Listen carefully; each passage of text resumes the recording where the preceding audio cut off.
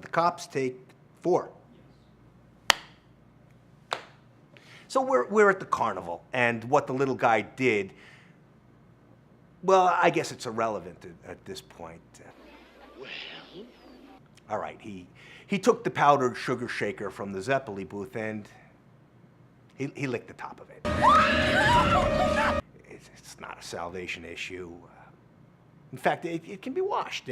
When you think about all the filthy hands that touched it before he licked it, he's more exposed than anyone.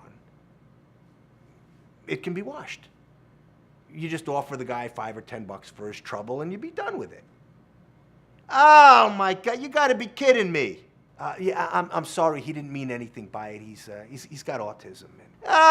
It's disgusting. That is disgusting. He didn't mean anything by it. Like I said, he's got autism.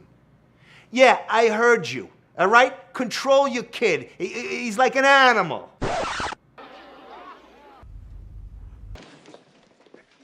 Excuse me? Yeah, you heard me. Control your kid. Why don't you come down from there and maybe I can explain it to you a little bit better? Just keep going, jerk off, all right? Just walk away. Take your kid with you before you wind up arrested or in the hospital, all right? The back seats of cop cars are a lot different from when I was a kid. They're actually hard plastic.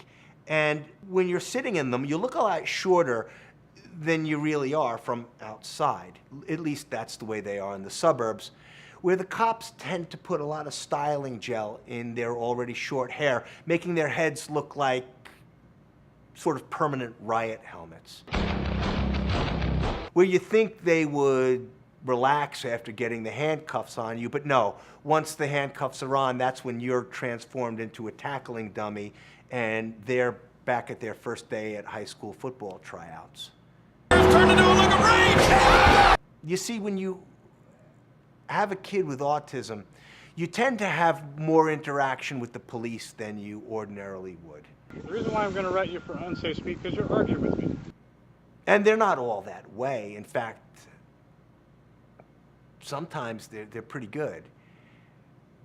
Sometimes when they knock at your door, they understand when you tell them that kids with autism sometimes have prolonged and irrational temper tantrums, but still they tell you they have to come in to look around after a neighbor calls complaining about a screaming child. It's just procedure.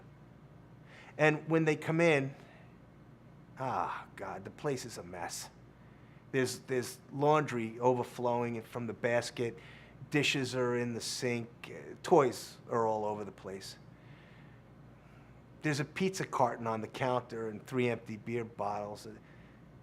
The place never looks like this when the therapists and behaviorists and specialists come over. But it's Saturday night and we're just too tired to clean up. This is embarrassing. It's like you wish they could call you to tell you they were on their way over just so you can pick up that chair that got knocked over. And then they look around and everything is as you told them it was. And you walk them to the door and one of the cops shakes my hands. And you can sense his pity. And you wish it was the cop with the crew cut and the styling gel. Because the last thing that you want is pity from anybody. And then it's like he could read my mind. He says, yeah, you know, my house too. I say, you know, it's not like we call you to give you a heads up to tell you to straighten the place up, you know, like we're company. And hearing that puts a little bit of a smile on my face. And then he says, yeah, my next door neighbor's kid's autistic too. And hearing that makes the smile go away because you never want to hear that, even if you don't know who he's talking about. And then I tell him, well, we don't say he's autistic, we say he's got autism. What am I doing? I mean, this guy couldn't be more professional. Couldn't be more of an understanding, a decent guy. And I'm correcting him. It's like I'm begging him to plant evidence under the couch on his way out. But no, he doesn't He doesn't plant any evidence under the couch on his way out. He nods his head and he says, my next door neighbor's kid's got autism. And then he shakes my hand and he tells me his first name. And he gives me his card. And he says, if there's anything I can ever do for you, give me a call. I mean that, give me a call. And I take his card.